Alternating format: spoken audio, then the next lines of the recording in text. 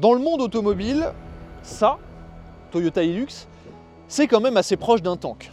C'est robuste, c'est fiable, ça passe partout. En gros, c'est quasiment indestructible. C'est même marqué ici, Toyota Hilux, indestructible depuis 1968. Et c'est d'ailleurs quelque chose qui a été prouvé par une certaine émission anglaise. Ça, c'est un tank de route, mais ça, c'est un vrai tank. Donc moi, ce que j'aimerais savoir, c'est comment ça se compare avec la Rolls de l'armée française, le Charles Leclerc.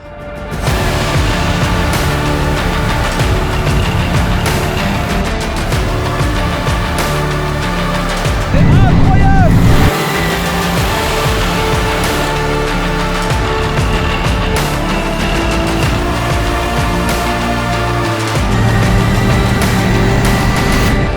Aujourd'hui, je vous présente l'essai d'un Charles Leclerc. On va découvrir le véhicule avec son équipage, le pousser dans ses retranchements et même le faire écraser une voiture. C'est parti! Wouh!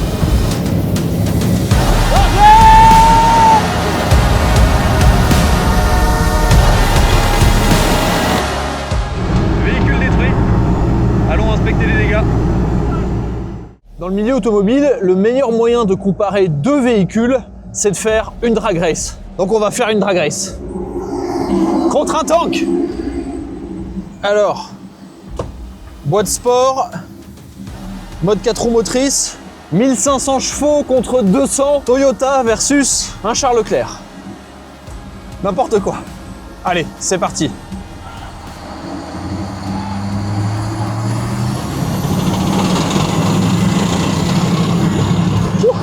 Bon, je gagne. Clairement, je gagne.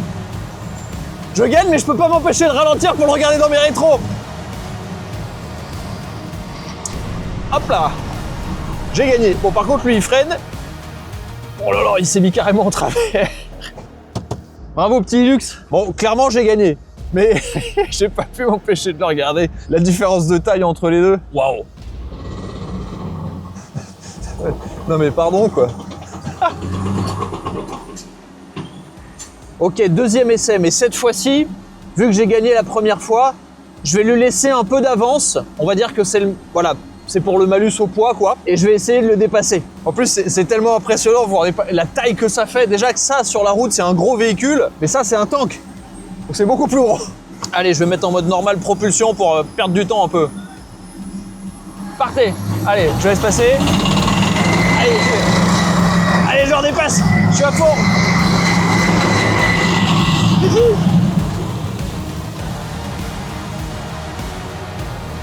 Non mais c'est terrifiant d'avoir ça dans ses rétroviseurs. Allez, lui il va freiner et moi je freine ici. Le Hilux gagne. On se retrouve devant le Charles Leclerc avec le lieutenant Morgan. Bonjour Erwan. Bonjour lieutenant, et merci de m'accueillir, merci de me présenter ton... Alors moi je vais utiliser des termes Oui, automobiles, donc merci de me Erwan. présenter ton véhicule. Alors j'ai jamais présenté évidemment un tank sur ma chaîne YouTube, donc Oui. j'ai un peu envie de comparer ça avec ce que je connais, à savoir l'automobile. Donc je vais commencer par poser des questions un peu basiques.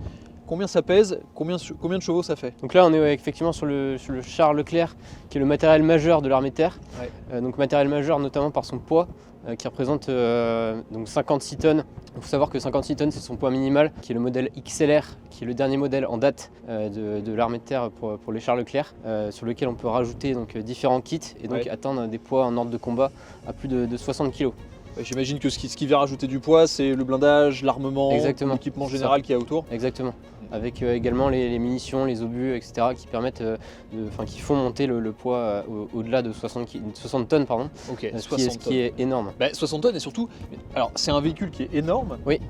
mais c'est mine de rien assez compact. Exactement. C'est ça qui est Effectivement, surprenant. On atteint une hauteur de 3 mètres, Ok. voilà, pour une longueur d'environ 10 mètres. Donc voilà, il est plutôt long, mais en revanche en hauteur on est quand même assez bas par rapport à ce que peuvent faire nos homologues américains, notamment des véhicules qui peuvent être très hauts.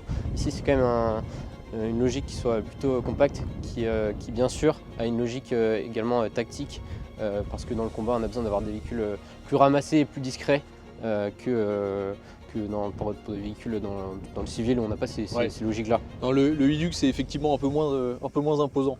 Et et en termes de puissance et de motorisation, je sais que ça développe 1500 chevaux, mais c'est pas un moteur classique. Non, exactement, c'est pas un moteur classique, parce qu'on a effectivement 1500 chevaux, mais également suralimenté par une turbine. Donc une turbine d'hélicoptère qui est rajoutée et qui permet justement d'atteindre un couple assez élevé, un faible régime, voilà, exactement. Oui. En étant un faible régime et d'avoir un couple important. Oui, forcément, parce que j'imagine que le but c'est de pouvoir décoller relativement rapidement et de faire décoller toute cette masse. Exactement. Et après, en termes de vitesse maximale, on est autour des 80 km/h, 90 km/h. C'est ça, on a atteint donc, la vitesse de pointe du char qui est de 71, mais effectivement sur route on peut atteindre des vitesses supérieures à ça. C'est principalement les vitesses sur terrain comme ce qu'on a autour de nous. Ouais. Voilà. Évidemment, bon, c'est un véhicule qui n'est pas équipé de roues comme pourrait être une voiture. Là on est équipé de chenilles. Évidemment, j'imagine que c'est pour parce qu'il y a des chars avec des roues aussi. Oui, effectivement. Alors dans l'armée de terre, on a un peu les deux. On a effectivement le Charles Leclerc qui est un véhicule à chenilles, et on a d'autres véhicules comme le très récent Jaguar qui est un véhicule à roues. Donc ça, bien sûr, c'est différentes logiques. Le char, il doit être très rapide, donc il y a sa vitesse, mais également sa mobilité, qui grâce aux chenilles lui permettent d'utiliser tous les terrains possibles, alors que d'autres véhicules, comme des véhicules de reconnaissance comme le Jaguar ou les véhicules blindés légers, sont des véhicules à roues, parce qu'ils privilégient une vitesse par les routes. Voilà. Le but, c'est de prendre contact avec l'ennemi et de savoir où il est, et donc d'utiliser principalement les routes pour ça, qui sont les axes majeurs qu'utilise l'ennemi, alors que le Charles Leclerc, lui, il est là pour surprendre et détruire l'ennemi. Donc lui, il est capable d'utiliser absolument toutes les routes, et donc c'est ce que permettent justement les chenilles. Et surtout les chenilles, elles permettent de se déplacer dans n'importe quel angle. Le char, il peut faire un 360, partir à gauche, à droite, en faisant avancer les chenilles de manière inverse de chaque côté. C'est très mal expliqué, mais c'est à peu près ça. C'est ce qu'on appelle un pivot, exactement. Ça, on le voit là. On le voit exactement, c'est ce que juste avant le char a pu faire. Il est capable effectivement de, sans bouger de sa position, de faire un 360 ou un 180, et donc ça c'est particulièrement efficace. Ouais, et surtout sur tous les terrains. Alors il y a quand même des roues, mais ce qui fait bouger les chenilles, c'est les grosses roues crantées qu'on a à l'arrière, j'imagine, ou est-ce que ces roues-là tournent aussi grâce à la force? Alors non, justement, donc je te corrige, ce ne sont pas des roues, ce sont des galets. Pour moi, c'est l'erreur. Et effectivement, c'est bien ce qu'on a, donc le barbotin là, qui est une sorte d'engrenage qui va en fait faire bouger toute la chenille. Toute la puissance vient du moteur qui se trouve justement à l'arrière du véhicule, et qui est envoyé dans ce barbotin qui va faire bouger l'ensemble de la chenille. D'accord. En plus, c'est bien parce qu'on a enlevé volontairement une plaque de blindage pour montrer un petit peu l'ensemble. Et donc des roues, alors pas des roues, des galets 1, 2, 3, 4, 5, 6, donc ça fait 12 de chaque côté. Et est-ce qu'il y a cet engrenage aussi à l'avant, ou c'est juste à l'arrière? Non, c'est que à l'arrière, d'accord. C'est juste à l'arrière, pardon. Tout part de là. Tout part de l'arrière et tout est envoyé ensuite sur l'ensemble des chenilles. Ok. Et en plus de la turbine, il y a une base de moteur qui ressemble à un moteur normal, ou c'est vraiment que la turbine qui fait avancer le char? Alors on a un moteur qui est aussi qui est particulièrement puissant, qui a 8 cylindres. Là ça me parle. Voilà. Là je reconnais. Donc un V8 de 16 litres 4 de cylindrée. Oui. C'est absolument énorme, et c'est probablement ça qui aide aussi à développer autant de couples. Bon, effectivement, on voit qu'il y a pas mal de... Bon, ça paraît évident, mais moi je viens de l'automobile, il y a quand même pas mal de différences par rapport à un véhicule, même un véhicule qui peut passer un petit peu partout. Maintenant, moi, ce qui m'intéresse, c'est la partie poste de pilotage. Oui. Et donc, ce que je te propose, c'est qu'on monte sur l'engin. Oui. C'est pareil, c'est un petit peu moins accessible qu'une voiture. Alors, il n'y a pas d'échelle pour monter, hein, non, il faut escalader. Je te laisse me montrer. Donc là tu vois, tu as une petite barre là où tu peux poser le pied. Okay. Et ensuite, hop, tu utilises ces espèces de poignées là, hop, pour grimper. Bon. Donc là, ici, on a le poste de pilotage. D'accord. Donc, comme tu peux le voir, c'est assez exigu, il faudra pas être trop gros pour pouvoir rentrer. Parce que ici, on a donc la 12-7 qui est donc une mitrailleuse.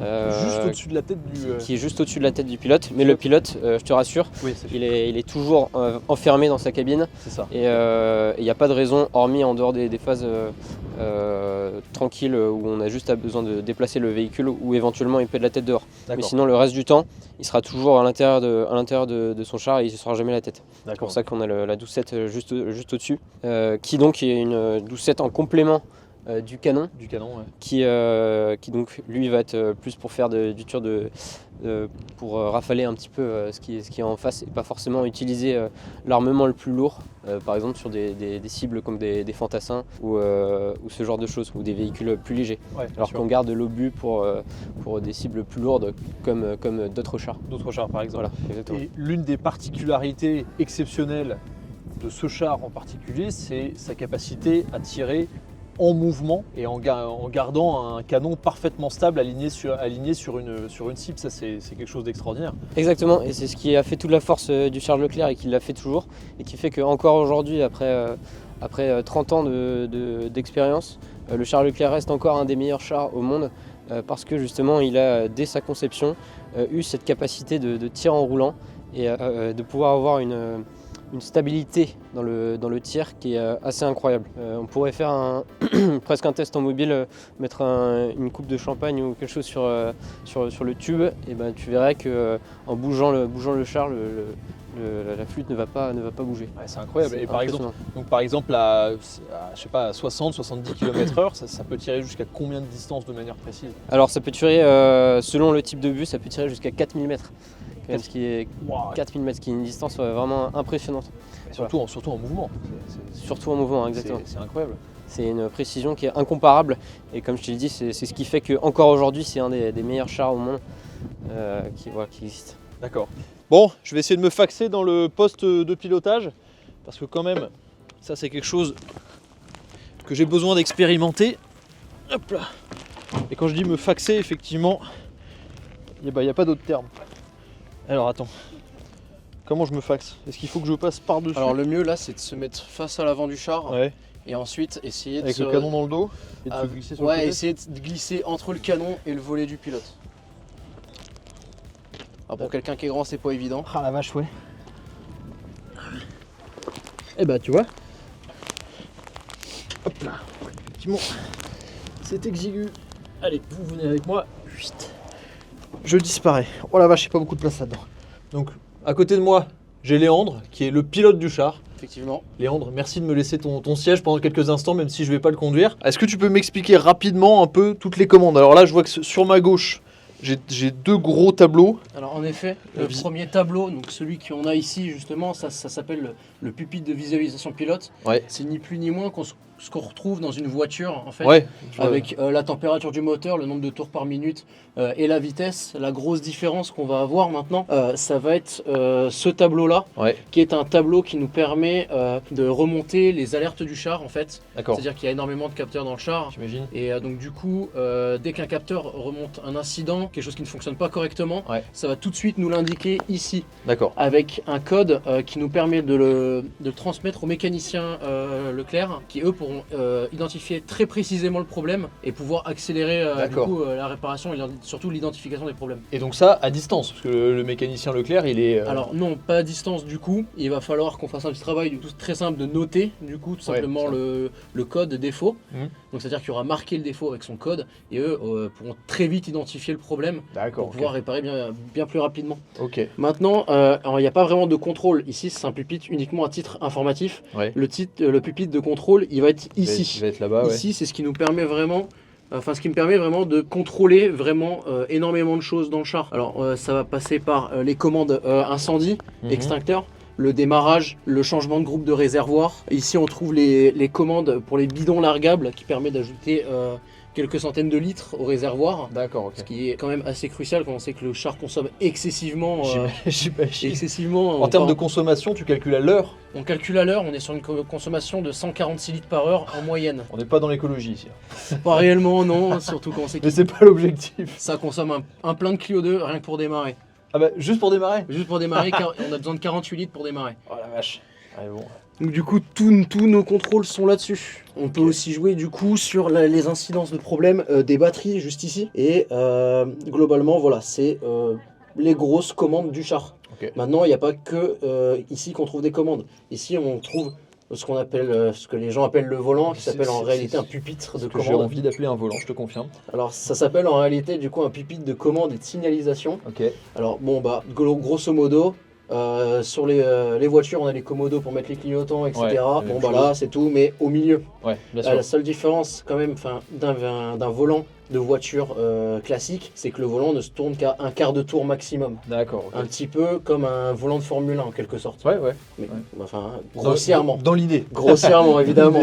Le char fonctionne avec une boîte automatique, Ouais. avec 5 rapports avant, une première lente et 4 vitesses. Mhm. Et on a également 2 vitesses arrière, parce qu'on a une deuxième vitesse arrière qui nous permet de reculer très vite en arrière pour pouvoir D'accord. faire des mouvements qu'on appelle une rocade, c'est-à-dire on tire. Et moi, après, je passe la vitesse 2 en arrière. Et tout de suite, Et tu- tout de tu- suite, tu je me t'extrais, quoi. pars très vite. On peut faire pas loin de 40 km/h quasiment en marche arrière. Ah ouais, Ça d'accord. va quand même très vite. Ouais, parce que évidemment, bon, pour ceux qui ont vu des films de tank, une fois que t'as tiré, t'es Voilà. visible. Donc, Voilà, une donc- fois qu'on a tiré, on a une cible vraiment ouais, très voilà, visible, c'est, très bruyante. Avec marqué on est là. Quoi. Ça Donc- crie donc il faut- détruisez-nous. donc il faut vite partir. Si cette boîte de vitesse vient à casser, Ouais. eh ben, c'est pas très grave. Enfin, ça l'est, mais on Ça a l'est, tout de mais- même une boîte de vitesse de secours. Ah oui, Le Charles Leclerc secours BV ici. Voilà, avec D'accord, par ok. contre seulement 2 rapports avant, la Ok. première et la 3, et un seul rapport arrière. Mais au moins tu restes pas sur place. Mais au moins, on ne reste pas sur place. Ok. Effectivement, c'est étriqué. Et la grosse, il y a 2 grosses pédales devant moi là. Effectivement. Une énorme. Alors la pédale énorme avec plein de petits trous, alors celle-là Ouais. c'est l'énorme pédale de frein. D'accord. Elle est très grosse, on peut pas la louper, ça Ah nous oui, permet ah oui, la de vache. mieux freiner. Je te confirme. Si on a besoin de faire des freinages d'urgence qui nous permettent de freiner excessivement rapidement, D'accord. au moins on peut se mettre à 2 pieds dessus, freiner très Ah bah fort. là oui, là, tu vois, en voiture, on dit, voilà, quand tu freines avec les 2 pieds, c'est vraiment que tu fais un freinage très fort. Bah là, il y a la place, c'est bien. Et encore, j'ai des grosses chaussures. Donc Voilà. c'est parfait. Et à droite, c'est un repose-pied ou Non, la pédale d'accélérateur tout Ah, simplement. tout simplement, d'accord. Tout ah oui. simplement, donc comme Ah, y a une pas boîte beaucoup de place, automatique, hein. pas d'embrayage. Parce que moi vous le voyez là, mais bon, je mesure 1m91. Mais là, j'ai les genoux dans les commandes. Vraiment, c'est pas. Alors c'est vrai que le levier qui est à côté il est un peu gênant quand Ouais. il est en position repose, c'est ni plus ni moins que le frein de parc. C'est le frein à main. D'accord. gros- Non, mais sinon il est relevé. grossièrement, sinon il est relevé. D'accord, ok. Bon, mais dans l'ensemble de ce que je comprends, quand tu veux travailler dans un équipage de tank, il vaut mieux être pas trop grand. Quoi. Il vaut mieux ne pas être trop grand. Voilà, moi je mesure 1m75, c'est la bonne taille. C'est la bonne taille. Je suis pas gêné, ni trop petit, ni trop grand. Parfait. Mais il vaut mieux être un poil trop petit qu'un poil trop grand. Je pense, parce que déjà, même c'est pareil, même avec le casque, moi je rentre difficilement. Alors ce qui est bien quand même, c'est que le siège pilote est quand même très très réglable. Donc Ok. ça permet à toutes les tailles de pouvoir manœuvrer quand même Ok. dans le poste pilote. Ça, c'est un bon point. Bah, merci. Bah, je vous en prie. Vous êtes 3 dans l'équipage du char. Exactement, on est 3. Donc la particularité aussi du char, c'est qu'on dispose d'un système de chargement automatique Ouais, d'accord. qui fait que par rapport aux Anglais par exemple ou dans d'autres véhicules comme l'AMX 10RC, on n'a pas besoin d'un chargeur à l'intérieur du... Vous avez pas besoin de quelqu'un qui du- charge les obus et Exactement. qui les décharge Exactement, tirés. parce que c'est le char qui s'en occupe à sa place. Ce qui fait qu'on n'a que 3 personnes à l'intérieur du char. Donc comme je le disais, on a donc la place du pilote au niveau de la base du châssis. Ici, on a la place, donc ma place, celle du chef de char, qui commande depuis la gauche donc, du char. Et à sa droite, la place du tireur. Donc la différence, c'est que le tireur, lui, va commander le canon globalement l'ensemble de la tourelle du char Leclerc, alors que le chef de char, lui, va plutôt superviser avec son viseur qui se trouve juste ici. D'accord. Donc l'ensemble de ce qui se passe dans son char, et il est en mesure, si jamais il voit quelque chose ou si besoin, de rallier et de prendre en compte la tourelle s'il en a envie. D'accord. Voilà. Et effectivement, c'est une question qui est presque évidente, mais à l'intérieur, vous voyez ce qui se passe devant grâce justement à des sortes, alors je vais appeler ça des périscopes vulgairement, mais ou des écrans qui vous montrent tout ce qu'il y a à l'extérieur. C'est ça, alors t'en es pas très loin, ce ne sont pas des périscopes, ce sont des épiscopes. Épiscope. Voilà, le périscope, exactement. c'est dans un sous-marin. Exactement. Donc là, effectivement, comme vous pouvez le voir, on a des épiscopes tout autour. Ouais. Alors, bien sûr, ce sera quand même limité. On aura quand même une vision assez limitée parce que, par exemple, on ne va pas voir les environnements les plus directs. Et par exemple, l'arrière du char, on n'a pas de caméra de recul sur le char. Mais effectivement, au plus loin, principalement, on va pouvoir voir, et notamment grâce aux optiques permis par le viseur du chef ou alors le viseur du tireur, qui sont particulièrement puissants et qui permettent justement de voir jusqu'à au moins 4000 mètres, comme je te le disais tout à l'heure, et d'appliquer des feux. C'est ça la fonction du char, ce n'est pas de faire du combat rapproché, mais vraiment de viser l'ennemi au plus loin pour le surprendre et le détruire. tout est tellement forcément impressionnant. Évidemment, c'est un véhicule militaire, donc on va dire que l'usage est complètement différent de ce que je connais. Mais c'est impressionnant de voir à quel point forcément tout est pensé pour que ce soit le plus efficace possible, le plus sécuritaire possible pour l'équipage à l'intérieur et le plus performant à tous les niveaux, que ce soit dans sa capacité de destruction mais aussi dans sa capacité de déplacement.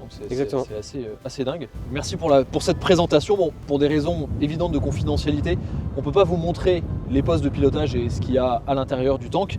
En revanche, on va pouvoir démontrer ses capacités. Bien sûr. Et là, c'est la partie qui m'intéresse parce que moi, vous me connaissez sur ma chaîne YouTube pour parler des sensations et des émotions que je ressens au volant de différents véhicules.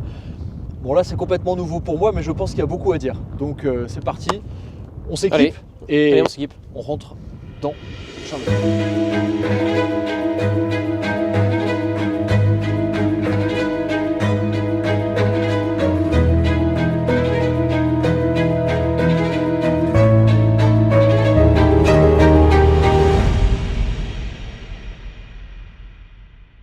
Bon, je dois dire que c'est particulièrement impressionnant de me retrouver sur un tel engin. Bon, les amis, ça change des essais habituels, hein. C'est pas la même chose. L'équipe de tournage avec le Hilux qui est là, Damien à l'arrière. Nous, on attend que les machines chauffent et c'est parti. Bon, j'ai déjà fait des essais de dingue, mais celui-là, il est assez exceptionnel. On vous a mis des caméras partout. Regardez un peu l'environnement. Canon devant. Je sais pas quelle tête j'ai avec ce casque. Et évidemment, je me suis équipé, hein. Je suis en tenue. Allez, c'est parti, demi-tour en pivot. Ouh, ça vibre.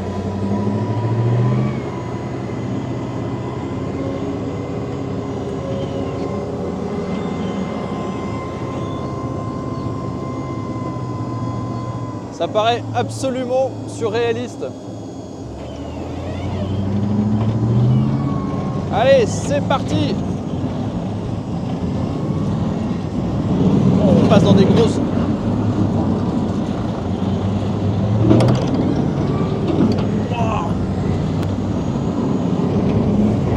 Vous vous en rendez pas compte, mais là on passe dans des sacrées ornières. Oh la vache. On passe dans des ornières énormes. Ça a l'air absolument indestructible, faut que je me tienne quand même. Ouais, je sais pas comment. Je comprends pas comment nous sur piste, quand on roule sur circuit ou même sur la route, on doit faire attention aux trajectoires. Là c'est pareil. Quand je vois les ornières qu'il y a devant, mais là il y a un trou d'1 mètre là. Je m'accroche. Voilà.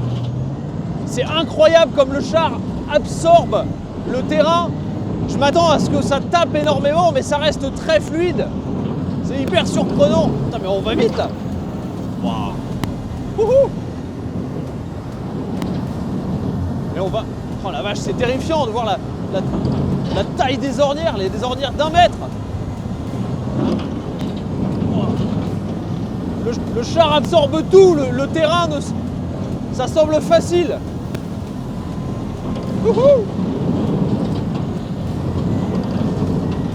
Ça se déplace à une vitesse incroyable. C'est assez dingue. Il y a des vibrations, c'est bruyant, mais c'est pas... On pourrait s'attendre. Oh là là là là là. Alors forcément, là, j'ai la tête dehors. Normalement, je devrais être assis à la place du tireur. Mais c'est incroyable comme le char. En fait, il y a un peu une sensation d'aéroglisseur. C'est-à-dire qu'il se déplace par-dessus toutes les... J'allais appeler ça les imperfections de la route, mais là, c'est... Oh là là, il y a des trous devant. Comment on va traverser ça? Ah, quand même, on ralentit. Wow. Avec le canon qui reste parfaitement stable devant.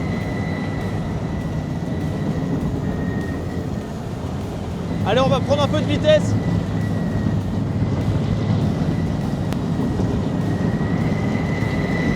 On m'a dit de bien m'accrocher parce que potentiellement il y a des trous qu'on peut pas voir. Voilà. Oh là là. Wouh. C'est incroyable. Hop. Wow. La vitesse à laquelle ça vire, c'est dingue. Wow. On est passé sur un arbre, il n'y a plus d'arbre. Ah oui, d'accord.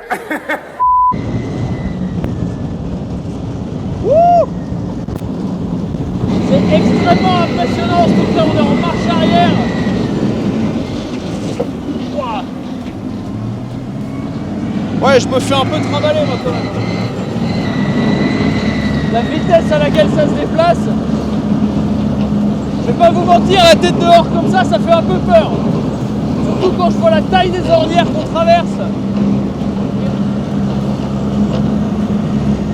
C'est terrifiant.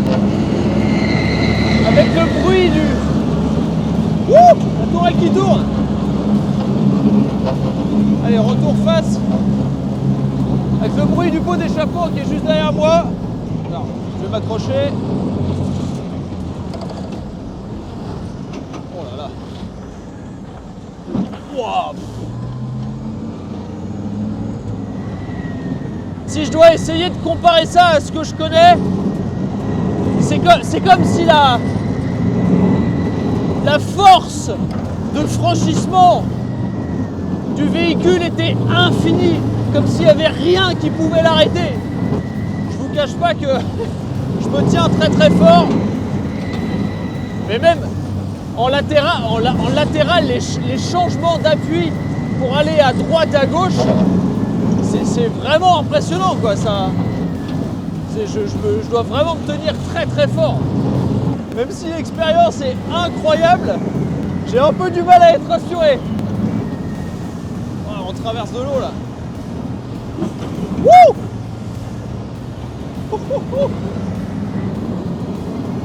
Ouais, c'est sportif hein.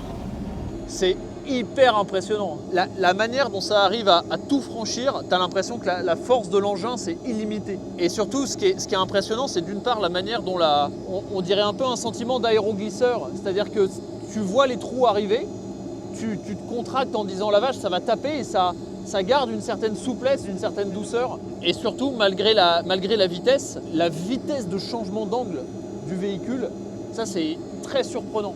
Parce qu'on pourrait s'attendre à ce que ça soit un peu lourd, un peu pâteau, mais il n'y a aucun moment quand tu regardes la vitesse que tu te dis que le machin pèse 60 tonnes. C'est absolument incroyable, franchement. Mais quand tu es à l'extérieur, c'est impressionnant quand même. Hein. Ouais, ça fait un peu flipper. Hein. Maintenant, on va monter d'un niveau sur les capacités de franchissement et de gestion des obstacles, on va appeler ça comme ça. On va voir ça. Allez, c'est parti.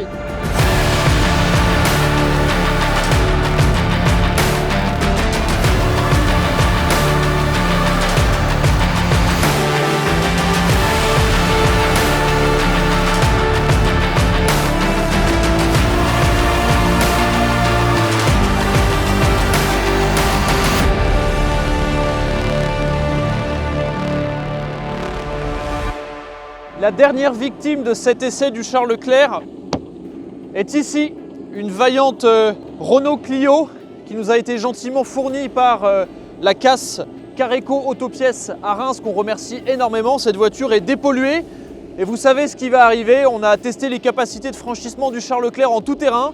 Maintenant, on veut voir ce que ça donne face à un obstacle, et un obstacle français. Un Charles Leclerc, une voiture. On va voir ce que ça donne. Oh, il va vite. Wouh! Wow!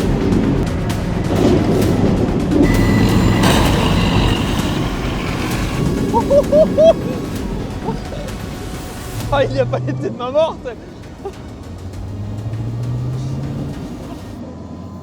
Oh la vache. Accrochez-vous. Wow!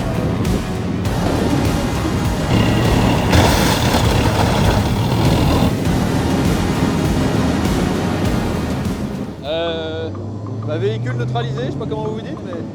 Ah, véhicule détruit, la relève est bien détruite. Véhicule détruit. Allons inspecter les dégâts. Ben voilà, c'est devenu une Clio compacte maintenant, c'est un nouveau modèle. Oui, il y a peut-être des pièces à récupérer, à mettre en vente sur le bon coin, là, je pense.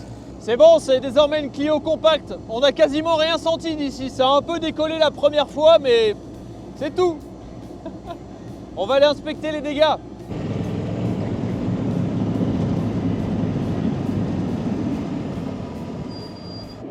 Voilà, c'est bon, non? Attends, on va inspecter. Bon bah... Je le reprécise, évidemment, cette voiture était destinée à la casse, dépolluée et tout, mais donc il n'y a plus de moteur dans la voiture, mais il y a quand même le verre qui a pas mal explosé. Mais clairement, le tank n'a rien senti. Hein. Bon, il est temps de débriefer cet essai exceptionnel. Vous l'aurez compris, c'est une série sur ma chaîne YouTube qui va désormais s'appeler Hors Piste. Une série où j'aurai l'occasion d'essayer des véhicules extraordinaires, comme ce Charles Leclerc qui voilà, célèbre un peu le début de l'année 2026. Tout à l'heure, quand on était sur les steps et que j'avais la tête qui dépassait de cet engin, il y avait un mix d'excitation, de grosse adrénaline, de terreur aussi, parce qu'il y avait vraiment des moments où ça faisait peur. Faut quand même se représenter qu'on se déplaçait à 50 km/h dans des terrains extrêmement accidentés. À la fois la dextérité du pilote et la manière dont ça se déplace, c'est hallucinant. Et surtout, ce qui est bizarre, c'est que comme moi je suis sur la tourelle qui est fixe et stabilisée, je vois en dessous de moi le char qui fait des droites-gauches comme ça. Donc c'est très très bizarre comme sensation. Le moment où je me suis retrouvé avec la tourelle qui pointe vers l'arrière de la marche et le char qui va à fond vers l'arrière, horrible, c'est terrifiant parce que tu vois rien, tu te retournes, tu vois les boss qui arrivent. En dehors du côté militaire, évidemment, que je mets en avant dans cette vidéo, moi ce qui m'intéressait aussi c'était les sensations et les capacités de cet engin. Et je dois dire que c'est absolument hallucinant. Et même si, quand j'étais tout seul avec la tête qui dépassait sur la steppe, j'avais quand même un peu une sensation de peur parce que dans une situation réelle, c'est quand même assez impressionnant de se dire qu'on est dans un tank et qu'on peut se faire tirer dessus. Heureusement, on est en temps de paix. Parmi les autres tanks, on est quand même dans un engin qui est ultra technologique, ultra développé et qui a des capacités de déplacement, de destruction et technologiques au global qui sont... Donc un immense merci à l'armée de terre recrute et particulièrement au 501e régiment de chars de combat pour leur accueil aujourd'hui et de nous avoir permis de tester cet engin extraordinaire dans des conditions aussi folles. Un immense merci à l'équipage aussi de cet engin pour leur accueil. On se retrouve dans une prochaine vidéo qui sera probablement pas aussi exceptionnelle et plus tard dans l'année pour un autre format hors piste avec, je l'espère, quelque chose qui sera encore plus extraordinaire que ça. Merci de m'avoir suivi, je repars dans ma tenue civile et à la prochaine sur Erwan TGD. Ciao!